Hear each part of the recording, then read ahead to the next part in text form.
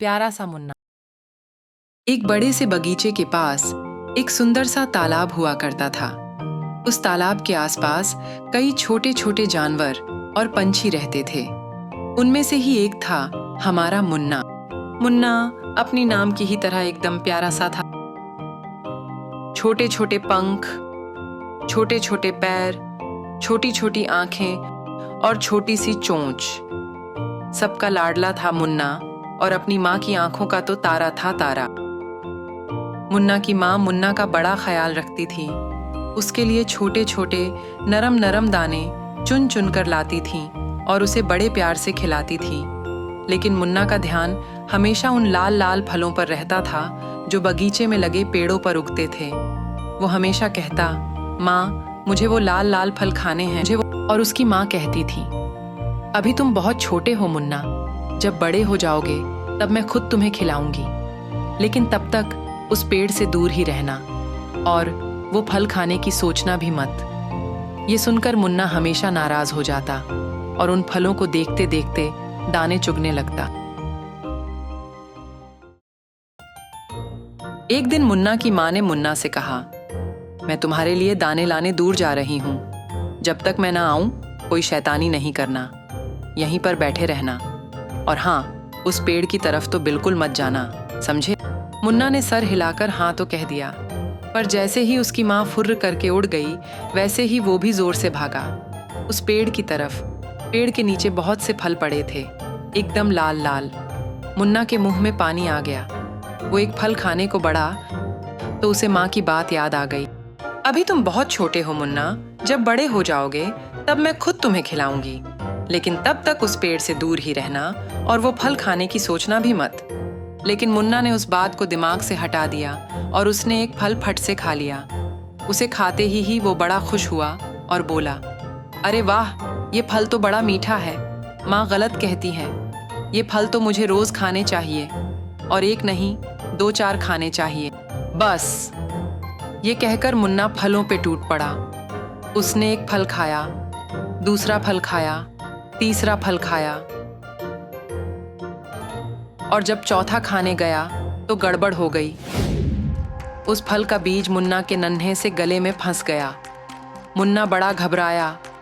उसने बीज निकालने की कोशिश की, पर बीज निकलने का नाम ही नहीं ले रहा था। उसने डर के मारे चीखने चिल्लाने की कोशिश की, पर उसके गले से आवाज निकलना भी बंद हो गया। अब मुन्ना पूरी तरह से डर गया।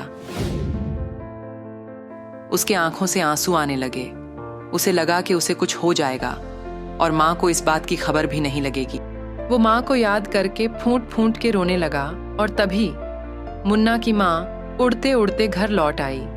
उसे देखकर मुन्ना दौड़ा दौड़ा उसके पास गया। वो बता भी नहीं पाया कि उसे क्या हुआ है, लेकिन उसे देखते ही माँ समझ गई। वो तुरंत उसे लेकर अपने पड़ोसी बगुले के पास ले गई और कहा, मुन्ना ने लाख मना करने पर भी वो लाल फल खा लिया है, और शायद उसका बीज उसके गले में अटक चुका है। तुम्हारी चोंच लंबी है, क्या तुम मुन्ना के गले से वो बीज निकाल सकते हो? बगुले ने कहा, क्यों नहीं, अभी निकाल देता हूँ। बगुले ने अपनी चोंच को साफ किया और बड़े आराम से मुन्ना के गले में अटके बीज को बाहर निकाल दिया। जैसे ही बीज निकला, मुन्ना के जान में जान आई और वो दौड़ा दौड़ा जाकर अपनी माँ को लिपट गया और रोते रोते बोला, ऐसी गलती फिर कभी नहीं होगी माँ। आज के बाद मैं तुम्हारी हर बात मानूंगा, तुम जो कहोगी वही करूंगा। मुन्ना अब ठीक है और अपना सबक सीख चुका है। ये देखकर उसकी माँ प्यार से मुस्कुराई और मुन्ना को उसने अपने बाहों में ले लिया। जंक फूड खाने वाला चूहा। चूचू नाम का एक छोटा सा नन्हा सा प्यारा सा चूहा था, जो अपनी माँ के साथ एक छोटे से घर में रहता था। चूचू बड़ा खुशहाल चूहा था। शरारतें करके माँ को सताता भी था और फिर गुदगुदी करके माँ को हंसाता भी था। चूचू की माँ उसे बहुत प्यार करती थी।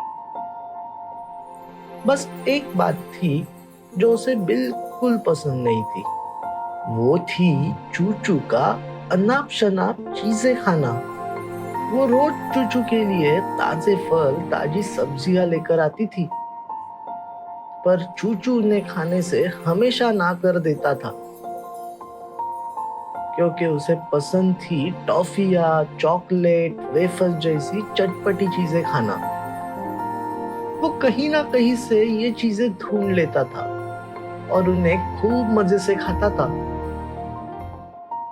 उसकी माँ उसे हमेशा कहती थी, चूचू बेटा, इन सब के साथ थोड़ी सब्जियां, थोड़े फल भी खाया करो।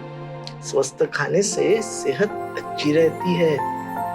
तो वो हंसकर कहता था, मुझे स्वस्थ नहीं, मस्त खाना पसंद है, और वो तो मैं खाता ही रहूंगा। ऐसे ही कई दिन गुजरे, हफ्ते गए, महीने बीते, और एक अजीबोगरीब दिन आया। उस दिन चूचू नींद से जागा और नहा धोकर तैयार होने लगा। उसने सबसे पहले शर्ट पहनी तो अचानक ऐसी आवाजें हुई और शर्ट के सारे बटन टूट गए। चूचू हैरान हो गया। फिर उसने पैंट उठाई और पहनने लगा, तो इस बार ऐसी आवाजें हुई और पैंट जगह जगह पे फट गई। अब चूचू और परेशान हो गया। उसने अपने अलमारी में रखे हुए सारे शर्ट, सारी पैंट पहनना शुरू किया, पर हर बार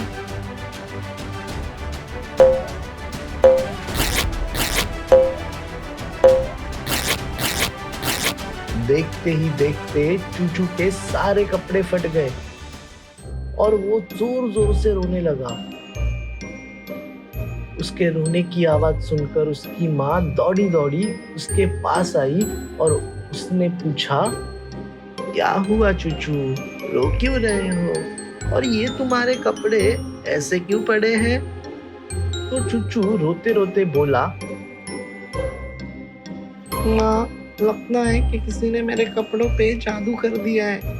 मेरे सारे कपड़े फट चुके हैं। माँ भी हड़बड़ा गई। उसने पूछा, सारे कपड़े फट चुके हैं, लेकिन कैसे?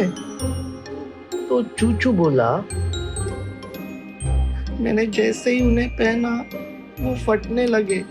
लगता है किसी ने जादू से उन्हें छोटा कर दिया है माँ। चूचू फिर से रोने लगा, पर माँ अब सारी बात समझ गई। उसने चूचू से कहा,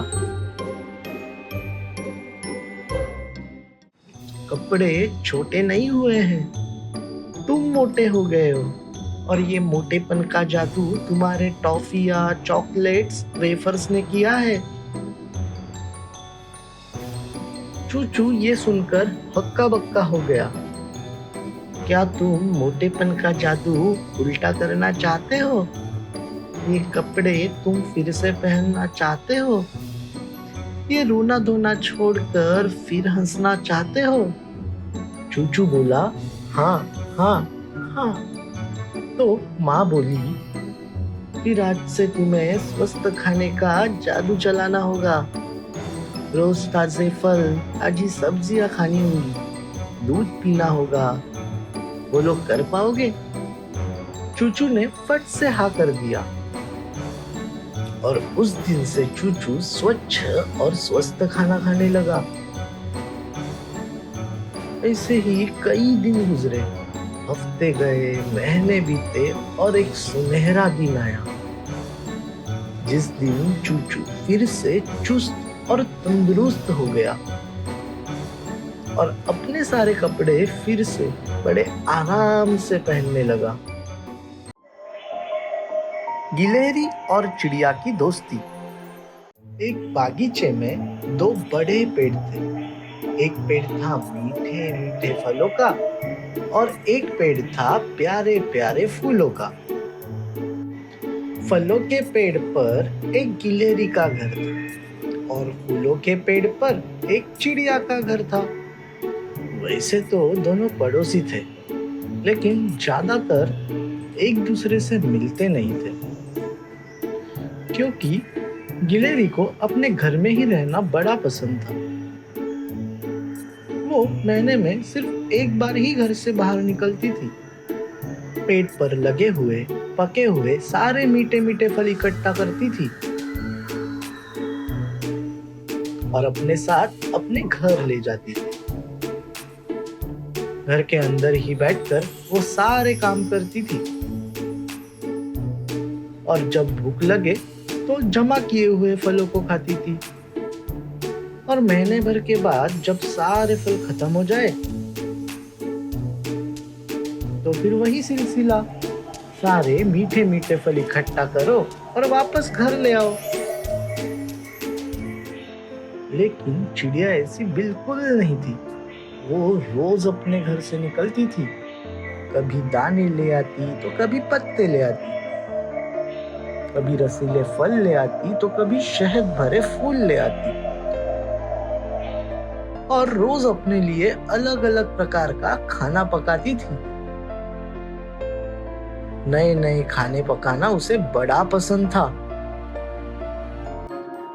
एक दिन उसने सोचा कि आज मीठे मीठे फलों का मुरब्बा यानी जैम बनाया जाए। तो वो अपने घर से निकली और बगल के पेड़ पे जा पहुंची। उसने ऊपर ढूंढा, नीचे ढूंढा, आगे ढूंढा, पीछे ढूंढा, इधर ढूंढा, उधर ढूंढा, पर उसे एक भी फल नहीं मिला, क्योंकि सारे फल तो गिलहरी के पास थे। चिड़िया उड़कर गिलहरी के घर गई और दरवाजा खटखटाया। खटखटाहट को सुन के गिलहरी चौंक गई। उसने खुद से कहा, मेरे घर तो मेरे अलावा कभी कोई नहीं आता, फिर इस वक्त दरवाजा कौन खटखटा रहा होगा। उसने दरवाजा खोला तो सामने मुस्कुराती हुई चिड़िया। चिड़िया बोली, नमस्ते गिलहरी, मैं चिड़िया, तुम्हारी पड़ोसन, यही सामने वाले फूलों के पेड़ पे रहती हूँ। गिलहरी ने कहा, ओ अच्छा, नमस्ते, बोलो क्या काम था। तो चिड़िया बोली, मैं आज मीठे मीठे फलों का मुरब्बा बनाना चाहती हूँ, लेकिन पेड़ पे तो एक भी फल नहीं है। तुम्हारे पास एक दो मीठे फल हो तो क्या तुम मुझे वो दे सकती हो प्लीज। गिलहरी ये बात सुनकर हड़बड़ा गई, एकदम से गड़बड़ा गई। फल तो गिलहरी के पास थे, लेकिन वो उसके थे और वो अपने फल किसी को देना नहीं चाहती थी। सारे के सारे फल बस अपने लिए रखना चाहती थी। तो गिलहरी ने झूठ मूठ का बहाना बनाया और कहा, माफ करना चिड़िया, लेकिन मेरे पास जो फल है वो मेरे हैं और वो मैं कभी किसी और को नहीं देती। ये सुनकर चिड़िया थोड़ी मायूस हुई, लेकिन फिर मुस्कुरा कर बोली, कोई बात नहीं गिलहरी, मैं किसी और पेड़ पर जाकर फल ढूंढती हूँ। चिड़िया फुर करके उड़ गई और गिलहरी ने लंबी सांस छोड़ी और बोली, अच्छा हुआ चली गई, मेरे सारे फल बच गए। अब हमेशा की तरह उन्हें सिर्फ मैं ही खाऊंगी। गिलहरी एक दो फल खाकर चैन से सो गई। शाम को जागी तो फिर से किसी ने दरवाजा खटखटाया। खटखटाहट सुनकर गिलहरी फिर चौंक गई। उसने फिर से खुद से कहा, अरे यार, अब कौन दरवाजा खटखटा रहा होगा। उसने दरवाजा खोला तो सामने फिर से मुस्कुराती हुई चिड़िया, लेकिन इस बार उसके हाथ में एक डिब्बा था। गिलहरी बोली, अरे चिड़िया, तुम फिर आ गई। मैंने कहा ना, मेरे पास तुम्हें देने के लिए कोई फल नहीं है। इस पर हंसती हुई चिड़िया बोली, अरे अरे, नहीं नहीं, मैं तुमसे कुछ लेने नहीं, तुम्हें कुछ देने आई हूँ। ये सुनकर गिलहरी कुछ समझ नहीं पाई। तो चिड़िया बोली, आज तुमसे फल मांगने के बाद मैं दूसरे बगीचे में फल ढूंढने चली गई। वहाँ मुझे यहाँ के फलों से बड़े और ज्यादा मीठे फल मिले, तो मैंने उनका ढेर सारा मुरब्बा बना दिया और उसमें से थोड़ा तुम्हें देने आई हूँ। गिलहरी हैरान हो गई और बोली, मुझे? लेकिन क्यों? फल भी तुमने ढूंढे और मुरब्बा भी तुमने ही बनाया। इसका मतलब ये मुरब्बा तुम्हारा है, फिर ये तुम मुझे क्यों दे रही हो? तो चिड़िया मुस्कुरा कर बोली, किसी से कुछ लेने से किसी को कुछ देना ज्यादा अच्छा होता है। गिलहरी सुनती रह गई और चिड़िया बोलती चली गई, जब तुमने अपने फलों में से कुछ फल मुझे नहीं दिए तो मुझे थोड़ा दुख हुआ, लेकिन इसका मतलब ये नहीं कि मैं तुम्हारे साथ भी ऐसा ही करूं। मैं ये मुरब्बा तुम्हें देकर तुम्हारे साथ बांट कर तुमसे बस यह कहना चाहती हूँ कि तुम मेरी पड़ोसन हो, मेरी दोस्त हो और मुझे तुम्हारी फिक्र है। तुम्हें जब भी किसी चीज की जरूरत पड़ेगी मैं हमेशा तुम्हारे साथ रहूंगी और हमेशा तुम्हारी मदद करूंगी। ये सुनकर गिलहरी को अपने गलती का एहसास हुआ। वो समझ गई कि किसी को अपनी कोई चीज देने का मतलब होता है उनसे प्यार जताना, दोस्ती का हाथ बढ़ाना और उनका ख्याल रखना। उस दिन से चिड़िया और गिलहरी एक दूसरे के पक्के दोस्त बन गए।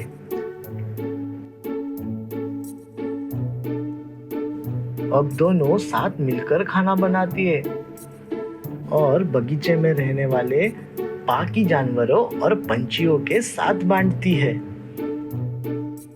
ईमानदार भीरू। बहुत समय पहले की बात है। लक्कड़पुर नाम के गांव में एक गरीब लक्कड़हारा रहता था जिसका नाम था भीरू। वो रोज सुबह जंगल में जाकर लकड़ियां काटता और शाम को उसे बाजार में बेचकर पैसे कमाता था। उन्हीं थोड़े से पैसों पर उसका घर चलता था। एक दिन भीरू जंगल में नदी किनारे लगे एक पेड़ की लकड़ियां काट रहा था। वो अपने काम में इतना मशगूल था कि अचानक उसकी कुल्हाड़ी उसके हाथ से छुट्टी और नदी में जा गिरी।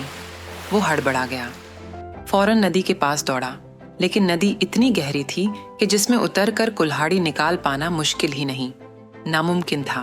भीरू के पास बस ये एक ही कुल्हाड़ी थी। उसके नदी में गिर जाने से वो परेशान हो गया, रोने लग गया और बोला, मेरी इकलौती कुल्हाड़ी नदी में डूब गई, अब दूसरी कुल्हाड़ी मैं कहाँ से लाऊंगा? और अगर कोई कुल्हाड़ी नहीं मिली तो मेरा घर कैसे चलेगा? अब इस संकट से मुझे कौन बचाएगा? वो अपना मुंह छुपाकर रोने लगा। और तभी उसके कानों पर एक आवाज पड़ी, मैं तुम्हारी मदद करूंगी। भीरू ने आंखें खोलकर देखा तो उसके सामने एक परी खड़ी थी, सुनहरे पंखों वाली, चमकीली छड़ी वाली, खूबसूरत परी। वो देखता ही रह गया।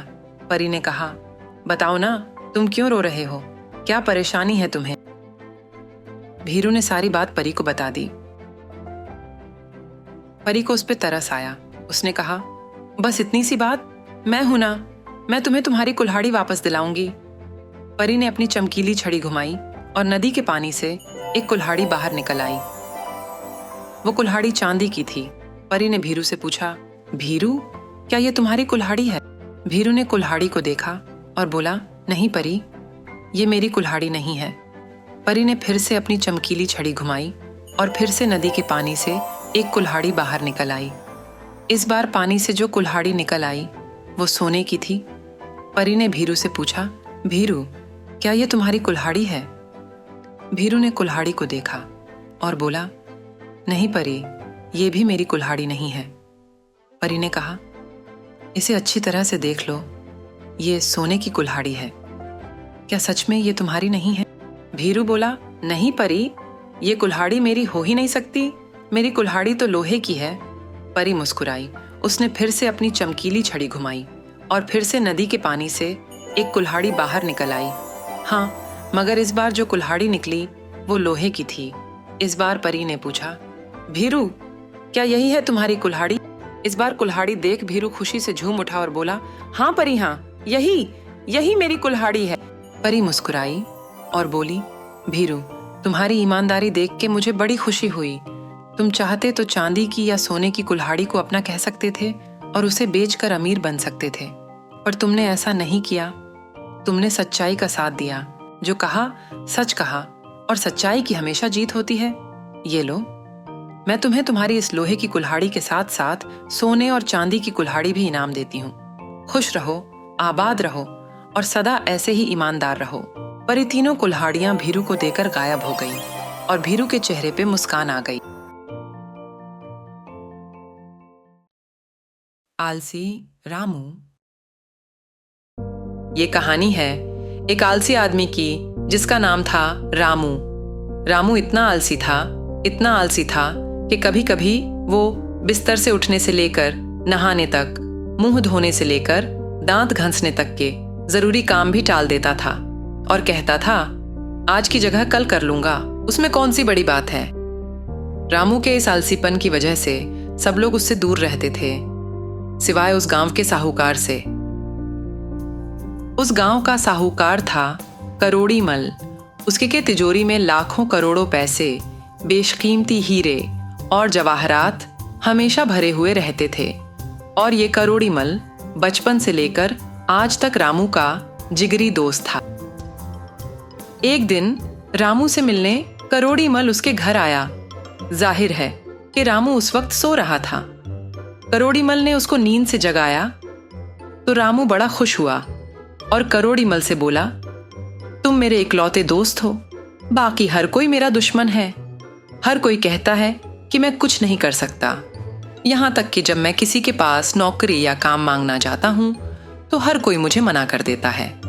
इसी वजह मैं चाहूँ तो भी पैसे कमा नहीं सकता और यही कारण है कि मेरी पत्नी मुझसे नाराज रहती है। अब तुम ही बताओ करोड़ी मल, मैं करूँ तो करूँ क्या? करोड़ी मल ने उसकी दुख भरी दास्तान सुनकर कहा, चलो एक सौदा करते हैं। सूर्यास्त से पहले तुम मेरे घर आओ और मेरी तिजोरी से जितना हो सके उतना पैसा, सोना और जवाहरात इकट्ठा कर लो। जितना भी तुम इकट्ठा कर सको वो धन तुम्हारा। ये कहकर करोड़ी मल निकल पड़ा, लेकिन रामू की पत्नी ने ये बात चुपके से सुन ली। उसकी आंखों में चमक आ गई। जैसे ही करोड़ी मल घर से बाहर गया, वैसे ही रामू की पत्नी उससे बोली, अजी उठो और अभी के अभी करोड़ी मल की तिजोरी से सारी संपत्ति उठा ले आओ। अगर सारी तिजोरी खाली कर पाए तो हमारी 4 पुश्तें हंसी खुशी जी पाएंगी। ऐसा अवसर जिंदगी में फिर कभी नहीं आएगा। ये समय आपके लिए सोना है, सोना। रामू बिस्तर में ही बैठ गया और बोला, करोड़ी मल ने सूर्यास्त तक आने को कहा है और अभी अभी तो सुबह हुई है। पहले तुम मुझे दोपहर का भोजन खिला दो, फिर देखेंगे।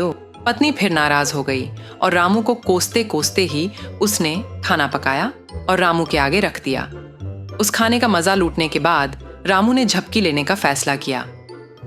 इस पर उसकी पत्नी ने कहा, अगर आज आप नहीं सोए तो पूरा परिवार पूरी जिंदगी भर चैन से सो पाएगा। आज झपकी लेकर समय बर्बाद मत करो, क्योंकि ये समय आपके लिए सोना है, सोना। इस पर रामू बोला, मैं जानता हूँ कि समय सोने जितना ही कीमती है, लेकिन ये नींद भी तो जरूरी है। और वैसे भी करोड़ी मल ने सूर्यास्त तक आने को कहा है और अभी तो बस दोपहर हुई है। सूर्यास्त होने में बहुत समय बाकी है। मुझे घंटे भर सोने दो, फिर देखेंगे। रामू पूरी दोपहर सोता रहा और जब शाम होने आई तब जागा। जागते ही उसने कुछ बैग उठाए और करोड़ी मल के घर की ओर चलने लगा। ये बात तो जाहिर है कि जिस आदमी को बिस्तर से उठना भी पसंद नहीं हो, वो 10 मिनट चलकर भी थक ही जाएगा।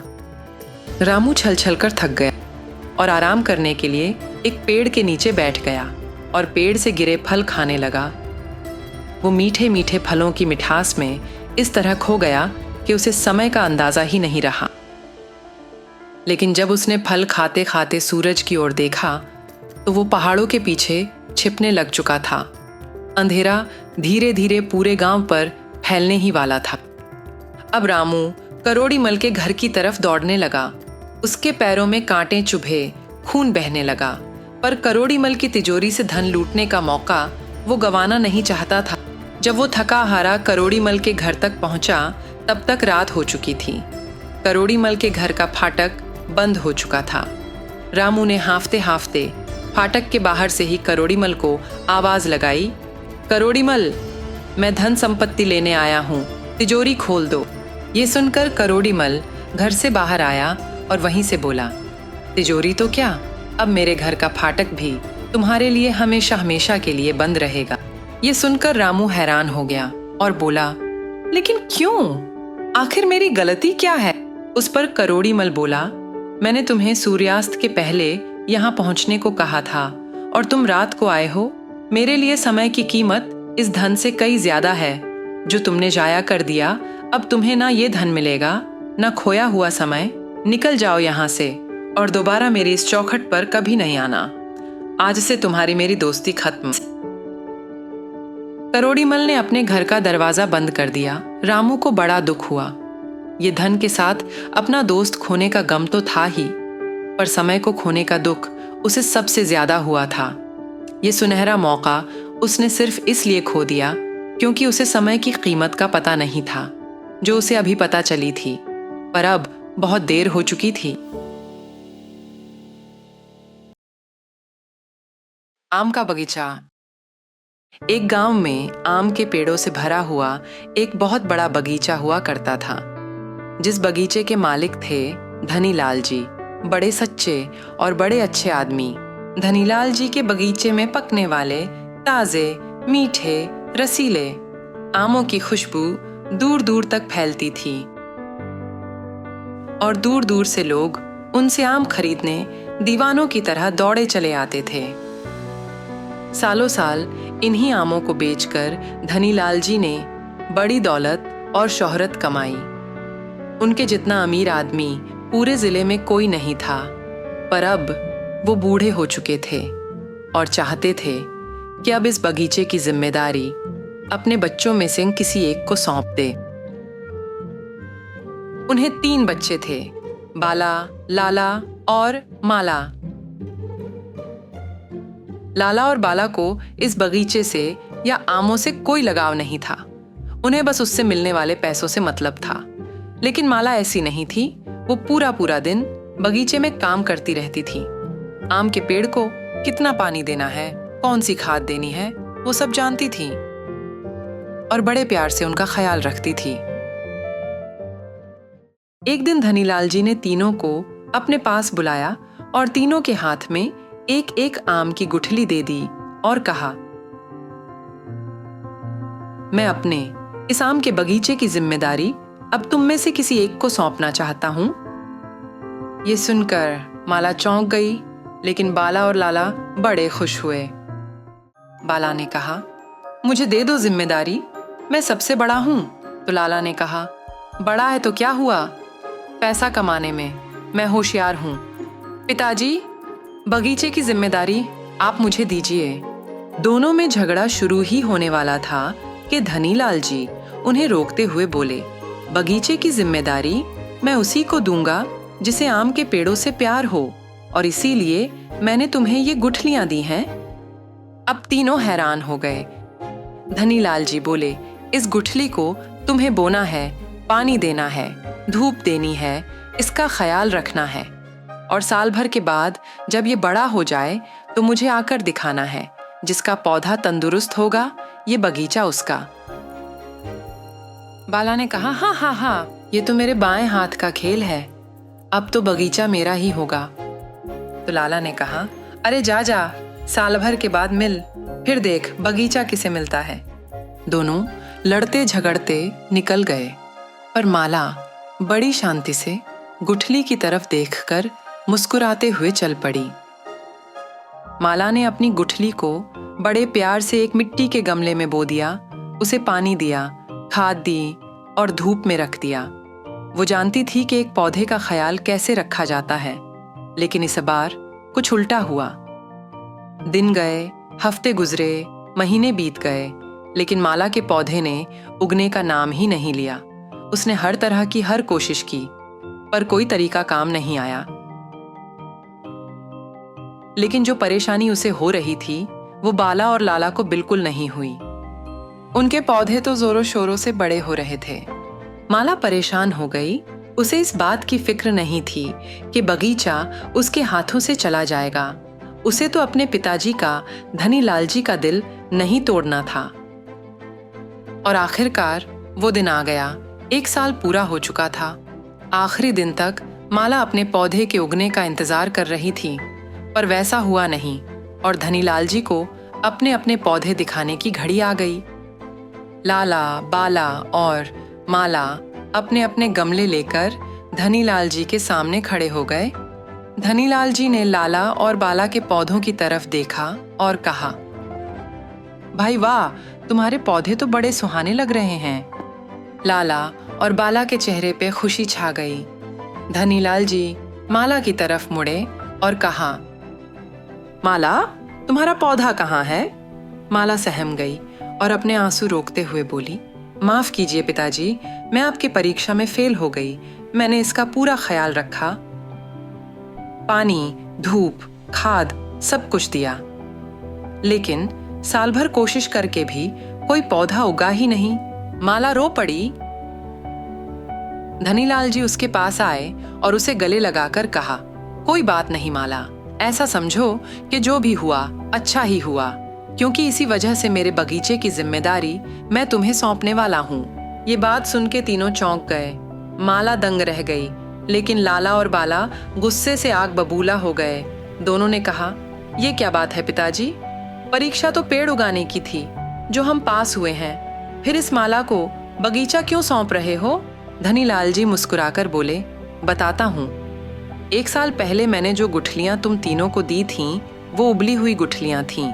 उनमें से कोई पौधा उगने ही नहीं वाला था। अगर तुम्हारे पौधे उग चुके हैं तो ये मेरी दी हुई गुठली के पौधे हो ही नहीं सकते। तुमने यकीनन कोई बेईमानी की है। लेकिन माला ने ऐसा नहीं किया। उसने पूरी ईमानदारी से जैसा मैंने कहा वैसा किया और आज पूरी सच्चाई के साथ मुझे सारी बात बता दी।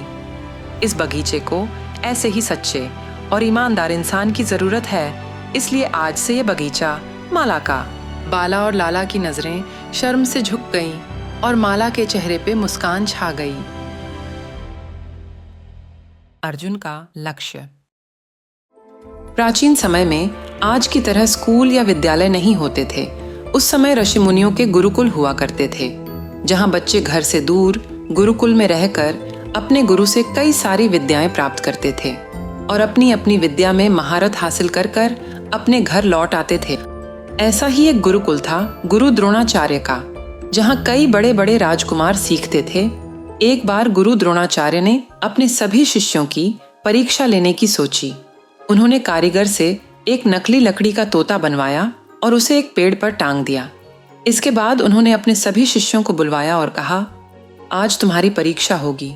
तुम्हें करना बस इतना है कि उस पेड़ पर टंगे तोते की आंख को अपना लक्ष्य बनाना है और तीर चलाकर ठीक उसकी आंख में मारना है। जो भी ऐसा कर पाएगा वो मेरा सर्वश्रेष्ठ शिष्य कहलाएगा। सारे राजकुमार शिष्य खुश हुए। सबको ये परीक्षा बड़ी आसान लगी, तो सारे अपना अपना तीर कमान लेकर तैयार हो गए। गुरु द्रोणाचार्य ने युधिष्ठिर को सबसे पहले बुलाया और निशाना लगाने के लिए कहा। जब युधिष्ठिर निशाना साध रहा था, तब द्रोणाचार्य ने उससे पूछा, युधिष्ठिर, तुम्हें क्या दिख रहा है? युधिष्ठिर ने कहा, मुझे पेड़, उसकी टहनियाँ, उस पर उगी पत्तियाँ और उनके बीच टंगा हुआ तोता दिख रहा है।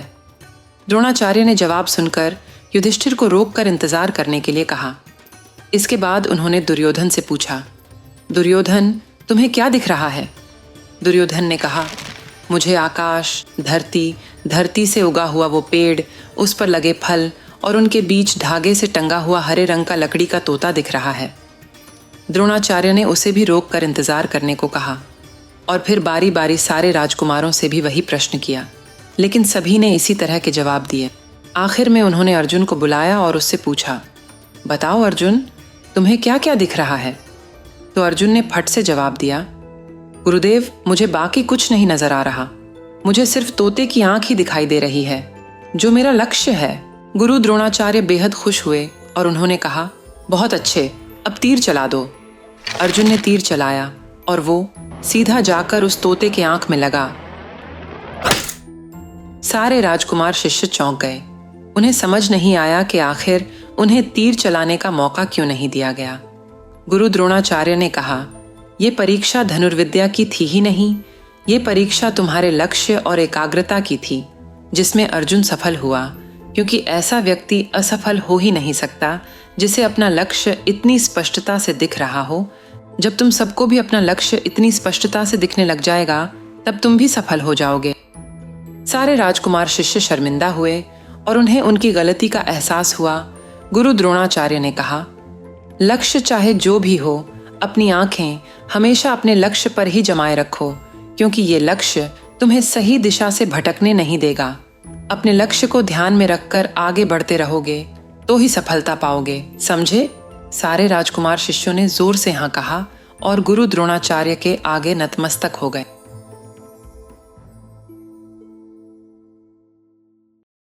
धैर्य और एकता। एक जंगल में बगुलों का एक झुंड रहता था। वो हर काम साथ मिलजुल कर करते थे।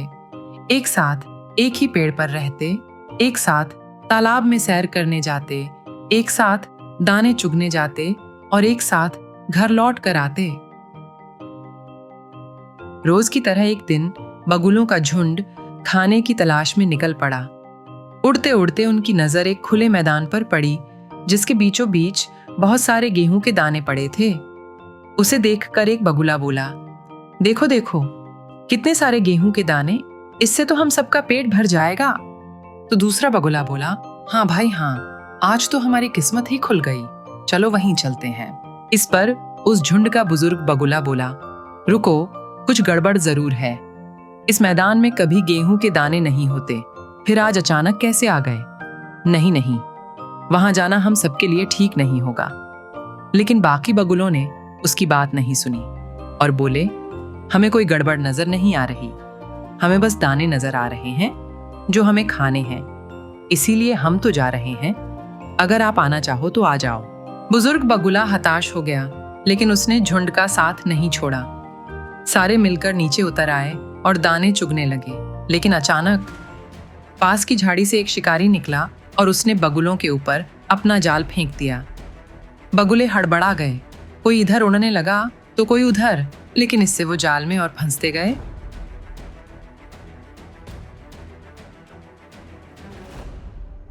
रोते रोते बगुलों ने उस बुजुर्ग बगुले से कहा, हमें माफ कर दीजिए, हमें आपकी बात सुन लेनी चाहिए थी। अब हमारी वजह से हमारे साथ आपकी भी जान चली जाएगी।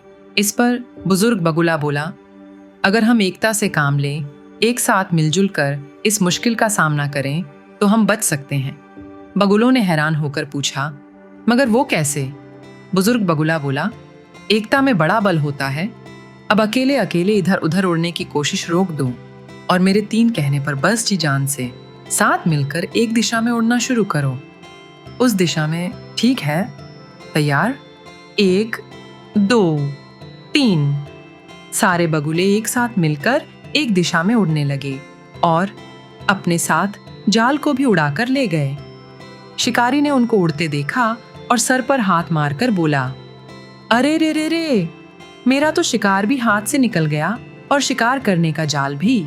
बगुलों का झुंड अपने घर पेड़ के पास पहुंचा। पेड़ में रहने वाली गिलहरियों से मदद मांगी। गिलहरियों ने जाल को काट कर उन्हें मुक्त कर दिया। बगुलों ने पहले गिलहरी को धन्यवाद कहा और फिर बुजुर्ग बगुले को। वो बोले, अगर आज आप नहीं होते तो न जाने क्या होता। इस पर बुजुर्ग बगुला बोला, ये मेरे वजह से नहीं, हम सबकी वजह से मुमकिन हुआ। यही तो है एकता का बल। हम इसी एकता को हमेशा हमारे दिलों में रखेंगे तो साथ मिलकर हर मुश्किल से लड़ पाएंगे और बड़ी ऊंचाई तक पहुंच पाएंगे। उस दिन के बाद बगुलों का झुंड फिर से मिलजुल कर रहने लगे, लेकिन इस बार पूरी एकता के साथ।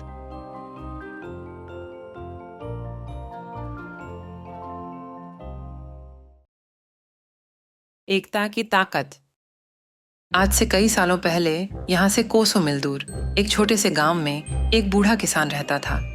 उसके पास बड़ा सा खेत था, जिस खेत में मेहनत कर करके उसने जिंदगी भर अपना घर चलाया था, लेकिन अब वो बूढ़ा हो चुका था। उससे अब मेहनत का काम हो नहीं पाता था। अब उसकी सारी उम्मीद थी अपने 4 बेटों से। हाँ, किसान को 4 बेटे थे। चारों के चारों होशियार, होनहार, ताकतवर और मेहनती थे। वैसे तो उनमें कोई खामी नहीं थी, सिवाय एक चीज के। किसान के चारों बच्चे बड़े झगड़ालू थे। उन चारों की एक दूसरे से बिल्कुल नहीं बनती थी। जब देखो तब आपस में बस लड़ते झगड़ते रहते थे। किसान यह देखकर बहुत चिंतित रहा करता था।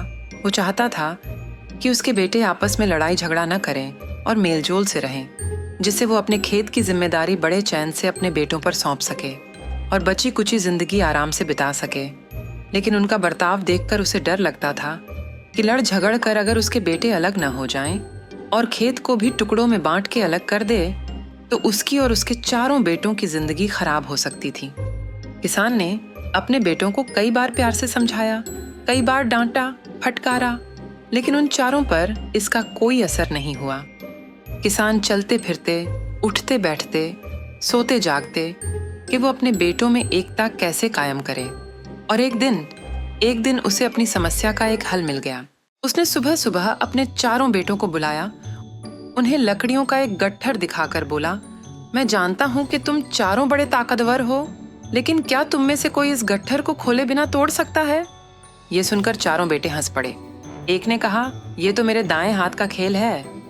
तो दूसरा बोला, ये तो मेरे बाएं हाथ का खेल है। तीसरा बोला, ये तो मैं एक उंगली से तोड़ दूंगा। तो चौथा बोला, मैं तो बिना हाथ लगाए बस एक फूंक से तोड़ दूंगा। इस बात पे चारों फिर से झगड़ने लगे। तो किसान ने उन्हें शांत कराया और कहा, जो भी इस लकड़ियों के गट्ठर को खोले बिना तोड़ के दिखाएगा, मैं पूरे खेत की जिम्मेदारी उसे दे दूंगा। ये सुनकर किसान के चारों बेटे चौंक गए, मन ही मन बड़े खुश हुए और बारी बारी से आगे आने लगे। पहला आया, नहीं तोड़ पाया। दूसरा आया, वो भी नहीं तोड़ पाया। तीसरा आया तो उसकी सांस ही फूल गई और चौथा आया तो उसकी हवा ही निकल गई। चारों ने खूब ताकत लगाई, कई बार कोशिश की, पर उनमें से कोई भी लकड़ियों का गट्ठर तोड़ नहीं सका। किसान मुस्कुराया और फिर गट्ठर खोलकर लकड़ियों को अलग अलग कर दिया।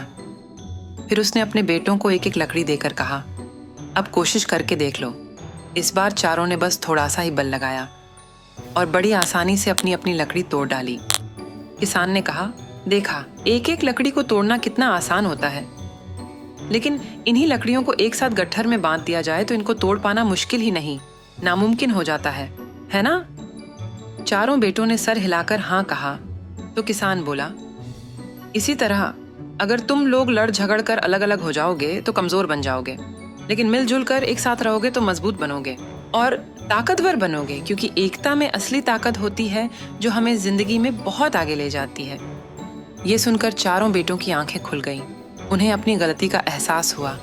उन्होंने मिलकर अपने पिता से कहा कि आज के बाद हम एक दूसरे से कभी नहीं लड़ेंगे, कभी नहीं झगड़ेंगे, हमेशा एक दूसरे के साथ रहेंगे और साथ निभाएंगे भी। उस दिन से चारों मिलकर खेतों में काम करने लगे। खेत फिर से हरा भरा हो गया और ये सब देखकर किसान का दिल भी खुशी से भर गया। जय और वीरू। एक गांव में जय और वीरू नाम के 2 दोस्त रहते थे। वो हमेशा एक साथ खेलते थे, मजे करते थे और एक दूसरे को अपना सच्चा दोस्त मानते थे। दोनों थे तो एक दूसरे के ही तरह, पर दोनों में एक ही फर्क था। जय बात बात पर किसी भी चीज से डर जाता, लेकिन वीरू हमेशा हिम्मत से काम लेता था।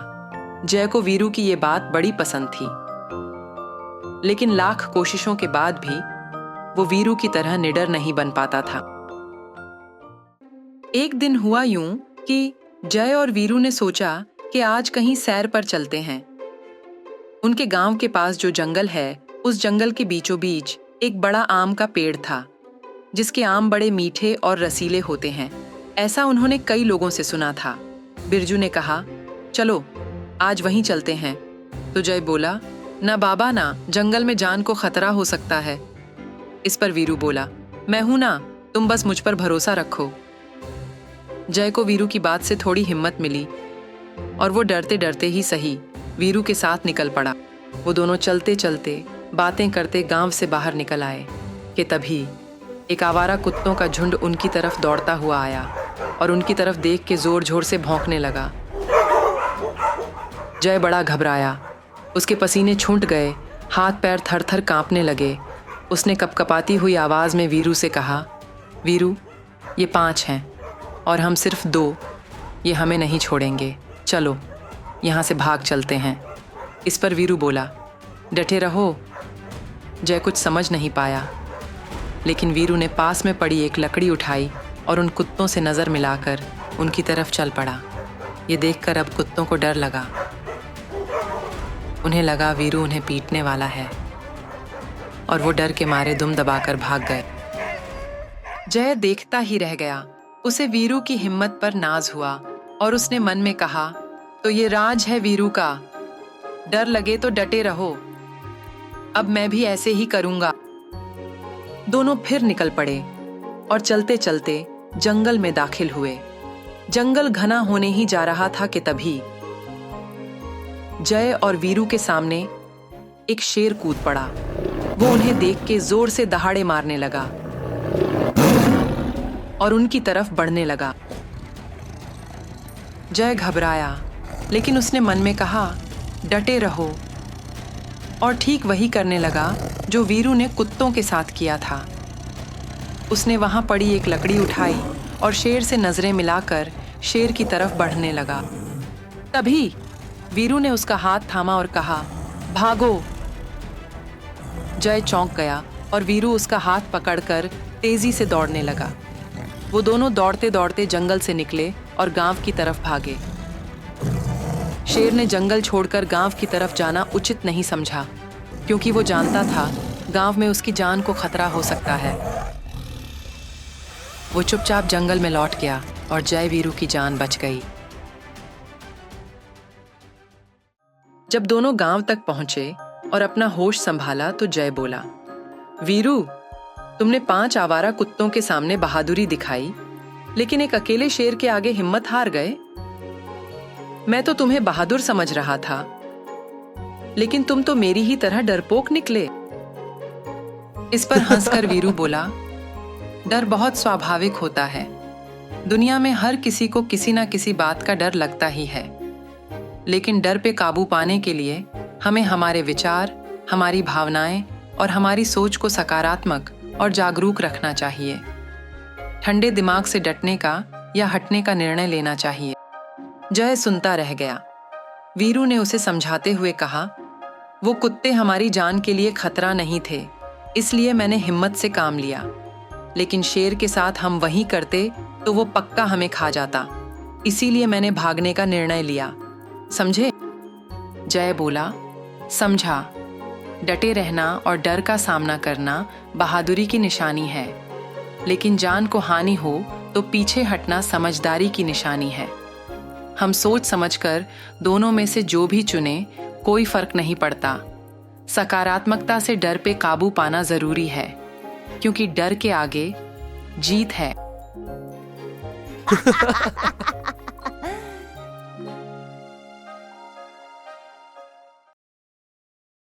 सच्चे दोस्त।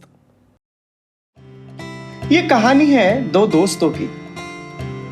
एक का नाम था समर तो दूसरे का नाम था अमर। समर और अमर साथ मिलके बड़े मजे करते थे। कभी कभी लड़ते झगड़ते भी थे, पर हमेशा एक दूसरे का साथ निभाते थे। सही मायनों में दोनों एक दूसरे के सच्चे दोस्त थे। एक दिन समर और अमर ने सोचा कि साथ मिलकर किसी सफर पर जाना चाहिए, और दोनों ने मिलकर सफर की जगह सोची, चंगुस्तान का रेगिस्तान। बस फिर क्या था, दोनों निकल पड़े चंगुस्तान के रेगिस्तान की तरफ। चलते फिरते ढूंढते खोजते दोनों चंगुस्तान के रेगिस्तान में पहुंच गए। बड़ा खूबसूरत रेगिस्तान था वो, लेकिन उसे पार करना उतना ही मुश्किल था। लोगों ने उन्हें ऊंट पर बैठकर सफर करने को कहा, लेकिन दोनों ने साफ इनकार कर दिया। दोनों ने कहा, यह रेगिस्तान हम अपने पैरों पर चलकर पार करेंगे। और दोनों निकल पड़े। चलते चलते दोपहर हो गई। सर पर कड़ी धूप और पैरों तले तपती हुई रेत उन दोनों का सफर मुश्किल बनाने लगी। फिर भी गिरते संभलते दोनों चलते रहे। और चलते चलते अचानक अमर का संतुलन बिगड़ा। वो लड़खड़ाते हुए समर के ऊपर जा धमका और समर रेत में गिर गया। रेत उसके नाक और मुंह में चली गई और चोट लगी वो अलग। समर गुस्से से आग बबूला हो गया। इससे पहले कि अमर उससे माफी मांगे, समर ने गुस्से से अमर को एक चाटा मार दिया।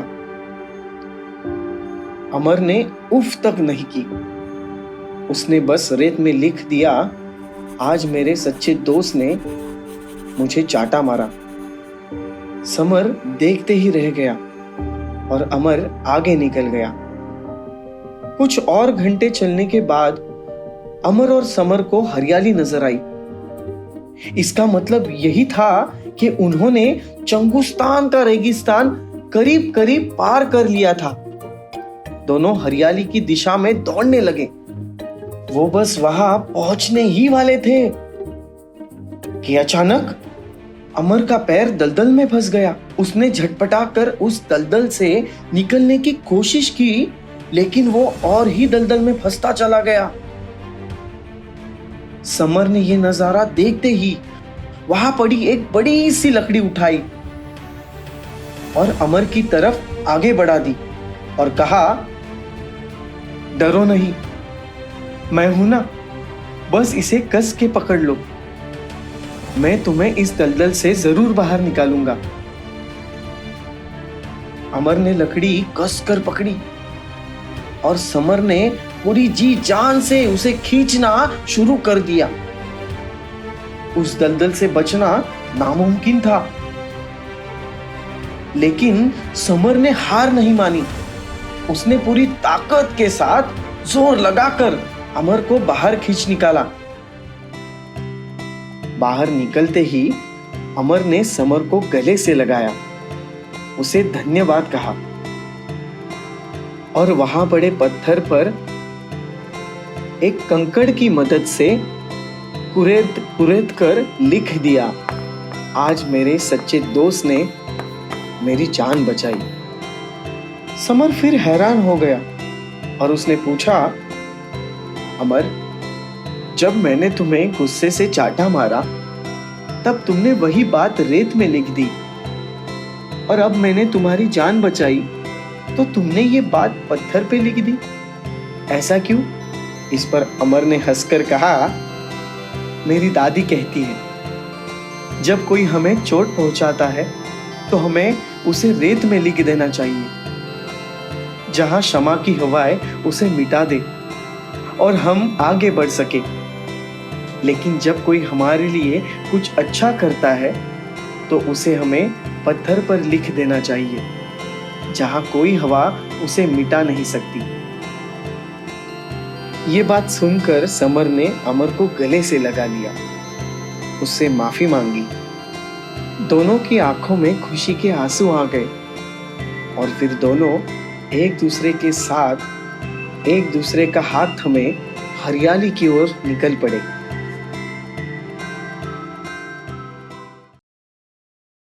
शतरंज का खेल। ये कहानी है पीटर की। पीटर अपने स्कूल का खेलकूद सम्राट था, यानी अंग्रेजी में sports champion. Kabaddi, kho kho, cricket, football और ऐसे कई मैदानी खेलों में वो हमेशा आगे रहता था। जीत हमेशा उसी की होती थी और इसी बात का उसे बड़ा घमंड था। वो कहता था, खेलकूद के मामले में मुझे हराने का दम किसी में भी नहीं है। एक दिन हुआ यूं कि स्कूल में पहली बार चेस यानी कि शतरंज की प्रतियोगिता का ऐलान हुआ। पीटर मैदानी खेलों में माहिर था, लेकिन घरेलू खेलों की तरफ वो कभी इतना ध्यान नहीं देता था। और शतरंज का खेल कैसे खेला जाता है ये तो वो जानता तक नहीं था, लेकिन फिर भी उसने अपना नाम दर्ज कर दिया और अपना नाम दर्ज करने आए और बच्चों से बोला, खेलकूद के मामले में मुझे हराने का दम किसी में भी नहीं है, इसीलिए मुझसे हारने के लिए तैयार हो जाओ। ये सुनकर बच्चे मायूस हो गए, लेकिन एक बच्चा मुस्कुराया जिसका नाम था जॉनी, दुबला पतला पढ़ाकू जॉनी। पीटर उस दिन घर गया और इंटरनेट से, किताबों से शतरंज के खेल के नियम, कानून और खेलने का तरीका ढूंढकर पढ़ने लगा। कुछ देर बाद वो बोर हो गया और खुद से बोला, छी, ये भी कोई खेल है? ऊंट टेढ़ा चलता है, हाथी सीधा चलता है, तो घोड़ा 1 2 ढाई, इसमें तो कोई भी जीत सकता है और मेरे जैसा खेल कूद चैंपियन तो बड़े आराम से जीत जाएगा। पीटर हमेशा की तरह अपने घमंड में बहता चला गया और प्रतियोगिता का दिन आ गया। पीटर तैयार होकर स्कूल के हॉल में गया और एक अच्छे से टेबल पे जाकर बैठ गया जहां शतरंज का पट रखा था।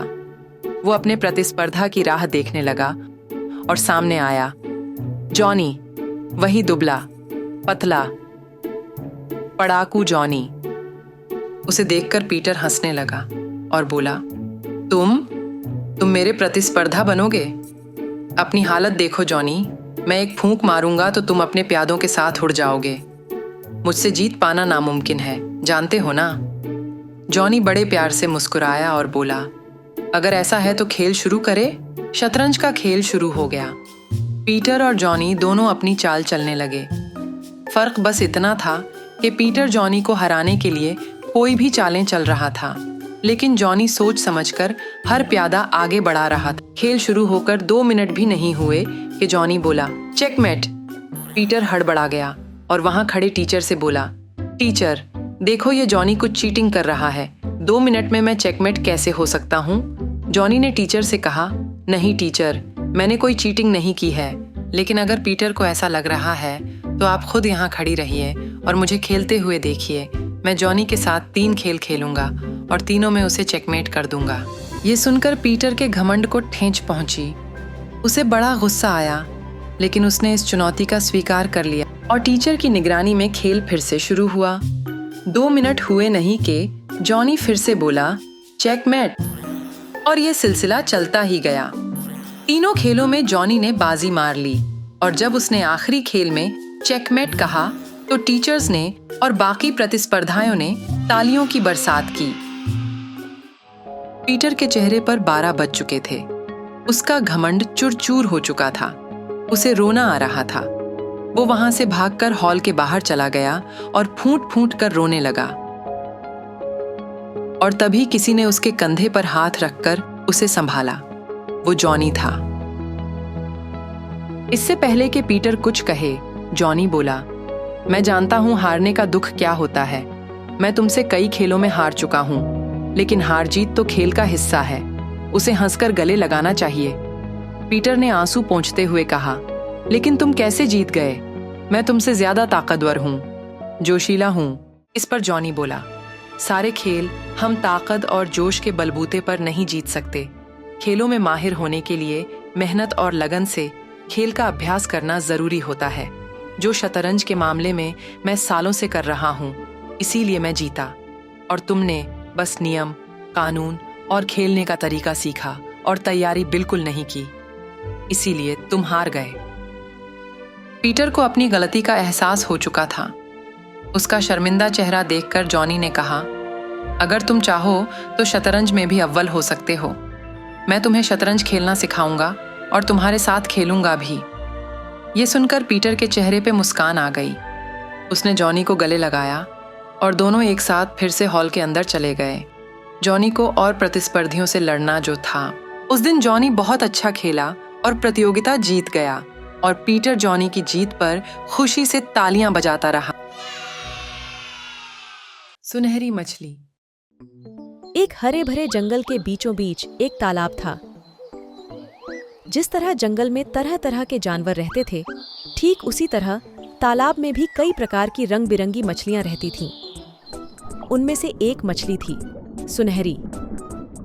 सुनहरे रंग की वजह से सब उसे सुनहरी ही कहते थे। सुनहरी को तालाब के नीले नीले पानी में मजे से तैरना बड़ा पसंद था वो लहरों के साथ लहराती थी और मछलियों के साथ मचलती थी। हमेशा बड़ी खुश रहती थी वो। एक दिन ऐसे ही पानी में तैरते हुए उसे एक आवाज सुनाई दी। क्यों सुनहरी, आज तालाब का पानी कैसा है? उसने मुड़कर देखा तो उसे पेड़ की डाली पर बैठा एक बंदर दिखाई दिया, जो पानी के सतह पर झुककर उससे बात कर रहा था। सुनहरी ने जवाब दिया, अरे बंदर भैया, तालाब का पानी तो निर्मल और शीतल है, हमेशा की तरह। तो बंदर बोला, हमेशा की तरह? मतलब पानी में कोई बदलाव नहीं आया? ये तो बड़ी दुख की बात है सुनहरी। यहाँ पानी के बाहर तुम्हारी तरह सुनहरी धूप खिली है। उस धूप में अपने आप को सेंकने का मजा ही कुछ और है। अगर तुम भी धूप के मजे लेना चाहती हो तो आओ, पेड़ पर चढ़कर मेरे साथ इस डाली पर आकर बैठ जाओ। उसकी बात सुनकर सुनहरी मायूस होकर बोली, कैसे आऊं बंदर भैया, मुझे तो पेड़ पर चढ़ना नहीं आता। तो बंदर बोला, क्या तुम्हें पेड़ पर चढ़ना नहीं आता? अरे अरे, फिर तो तुम्हारा जीवन व्यर्थ है। ये सुनकर सुनहरी को बड़ा दुख हुआ। उसने बंदर की बात को दिल से लगा लिया। उसे सच में ऐसा लगने लगा कि उसका जीवन व्यर्थ है। उस दिन से वो दुख में डूबी डूबी रहने लगी। उसने पानी में लहरों के साथ लहराना, मछलियों के साथ मचलना और तो और खाना ढूंढने के लिए तैरना भी बंद कर दिया। वो पूरा पूरा दिन किसी पत्थर के नीचे जाकर बैठने लगी। ये बात एक नीले रंग की नील मछली को पता चली। वो सुनहरी के पास गई और उसे इस बर्ताव का कारण पूछा। सुनहरी ने बंदर के साथ हुआ सारा किस्सा उसे सुनाया तो नील मछली हंसने लगी। सुनहरी उसकी हंसी से चौंक गई और उसने पूछा, इसमें हंसने जैसी क्या बात है? तो नील मछली बोली, अगर वो बंदर सोचता है कि तुम पेड़ पर चढ़ने में सक्षम नहीं हो, इसका मतलब तुम्हारा जीवन व्यर्थ है। तो बंदर का भी जीवन बेकार ही है, क्योंकि वो तुम्हारी तरह 24 घंटे पानी के नीचे रहकर मजे से तैर नहीं सकता। ये सुनकर सुनहरी को अचानक से एहसास हुआ कि यह कितना बड़ा उपहार है कि उसमें पानी के नीचे जीवित रहने और मजे उठाते हुए तैरने की क्षमता है, जो बंदर को कभी नहीं मिल सकती। सुनहरी ने पहले तो प्रकृति को इतनी अद्भुत क्षमता देने के लिए धन्यवाद कहा और फिर अपने अंदर आत्मविश्वास जगाने के लिए नील मछली का भी शुक्रिया अदा किया।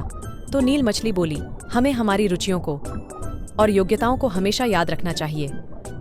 हम इन दोनों को समझकर अपना पसंदीदा काम करते रहें तो हम खुशहाल जिंदगी जी सकते हैं और जिंदगी में आगे बढ़ सकते हैं। मेंढक और मछलियां। एक जंगल के बीचों बीच एक तालाब था।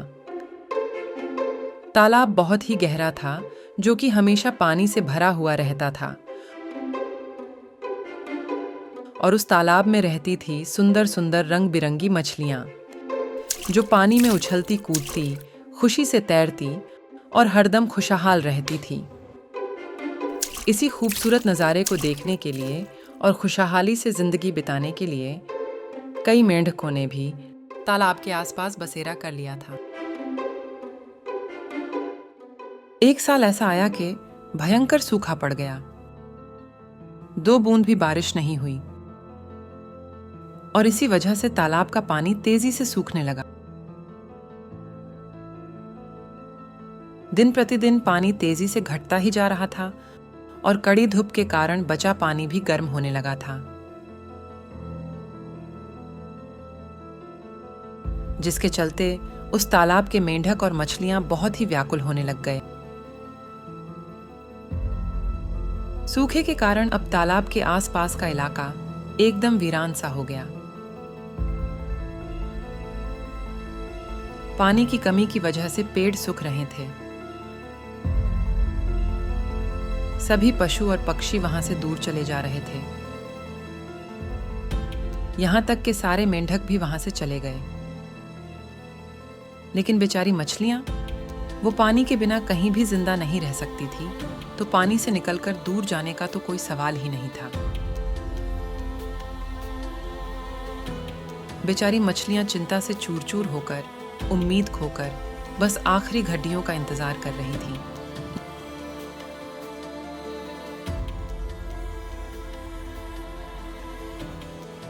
लेकिन तालाब के पास एक ऐसा मेंढक भी था जो कहीं नहीं गया।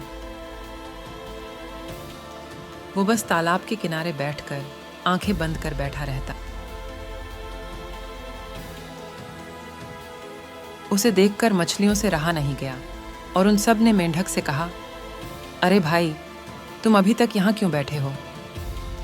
हम तो मजबूर हैं, क्योंकि हम सब तुम्हारी तरह फुदक फुदक कर कहीं और जा नहीं सकते, लेकिन तुम तो कहीं भी जा सकते हो और अपनी जान भी बचा सकते हो, फिर यहाँ क्यों बैठे हो? इस पर मेंढक ने आंखें खोलकर मुस्कुरा कर कहा, मैं बचपन से लेकर आज तक इसी तालाब के किनारे पर पला बड़ा हूं।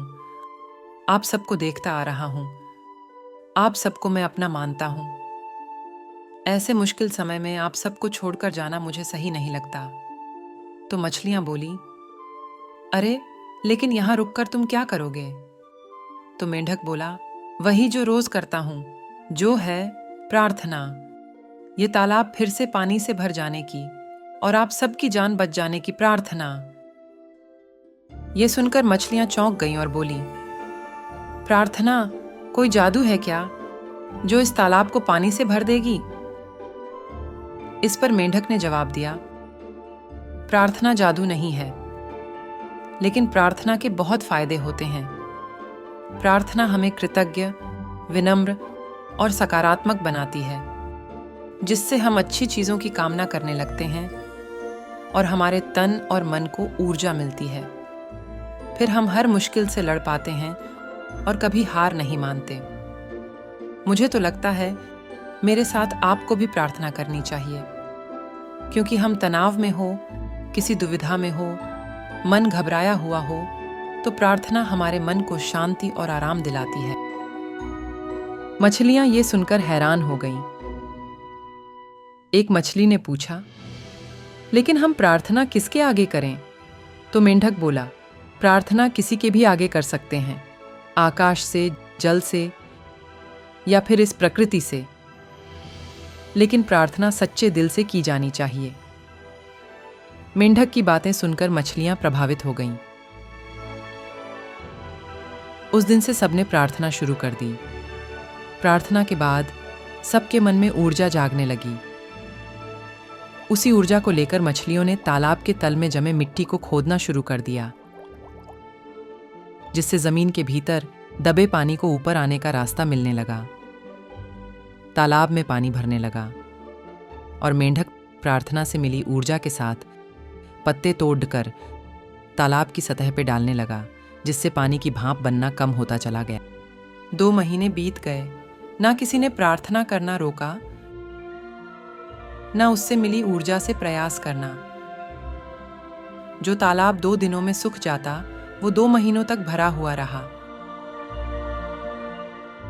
और एक दिन काले बादल छा गए और घमासान वर्षा हुई, जिससे तालाब फिर से वैसा ही दिखने लगा जैसे पहले था।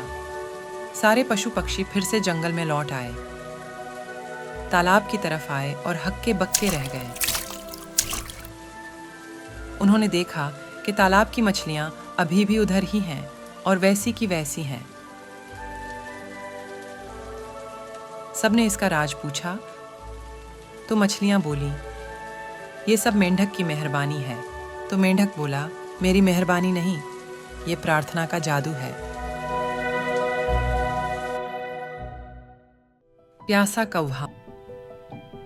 कई सालों पहले की बात है। एक गांव में सूखा पड़ गया। गर्मी का मौसम तेज होता गया और बारिश तो आने का नाम ही नहीं ले रही थी। इसी वजह से गांव से होकर गुजरने वाली झील, नदी, तालाब सब के सब सूख गए। सबका जीना मुश्किल हो गया, इंसानों का भी और पशु पक्षियों का भी। उसी गांव में एक पेड़ पर एक कौवा रहता था। इस सूखे की वजह से वो भी बड़ा परेशान हो चुका था। उसने 2 दिन से पानी की एक बूंद भी नहीं पी थी, जिससे उसकी हालत बिगड़ने लगी। उसने मन में सोचा, आज अगर मैंने पानी नहीं पिया तो मेरी जान चली जाएगी। ये ख्याल मन में आते ही कौवा अपनी बची खुची सारी ताकत समेटकर उड़ने लगा। पानी की खोज में कौवा दूर दूर तक उड़ते ही जा रहा था, लेकिन उसे कहीं भी पानी नहीं दिखाई दिया। उसे बहुत थकान महसूस होने लगी। उसे लगा कि वो अब बेहोश होकर गिर जाएगा। और तभी कौवे को एक घर के किनारे पानी का एक घड़ा दिखा। कौवा खुशी से उड़ते हुए उस घड़े के पास आया। लेकिन कौवे ने जब घड़े में देखा तो वो परेशान हो गया। उस घड़े में पानी तो था, लेकिन बहुत ही नीचे था। कौवे ने पानी पीने की बहुत कोशिश की, लेकिन पानी तक उसकी चोंच नहीं पहुंच पाई।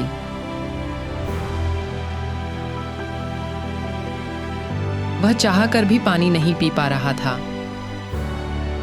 वह मन ही मन दुखी हो गया, लेकिन उसने हार नहीं मानी। वो पूरे आत्मविश्वास से बोला, पानी को पाना मेरा लक्ष्य है और मैं उसे हासिल करके ही रहूंगा। कौवे ने इधर उधर देखा तो उसे जमीन पर ढेर सारे कंकड़ पत्थर पड़े हुए दिखे। उन कंकड़ पत्थर को देखकर उसके आंखों में चमक और दिमाग में एक कल्पना आई, और वो अपनी चोंच से कंकड़ पत्थर को एक एक करके उठाकर घड़े में डालने लगा। उसने कुछ ही समय में ढेर सारे कंकड़ पत्थर उठाए और घड़े में डाल दिए। और देखते ही देखते घड़े का पानी ऊपर आ गया। फिर क्या, कौवा खुशी से झूम उठा और जी भरकर पानी पीकर उसने अपनी प्यास बुझाई।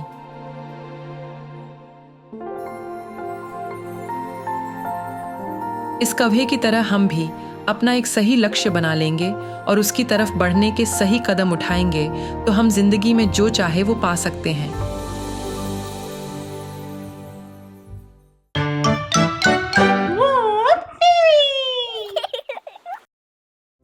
ऐसी अद्भुत कहानियों को देखने के लिए सब्सक्राइब कीजिए, लाइक कीजिए और बेल आइकॉन को दबाइए।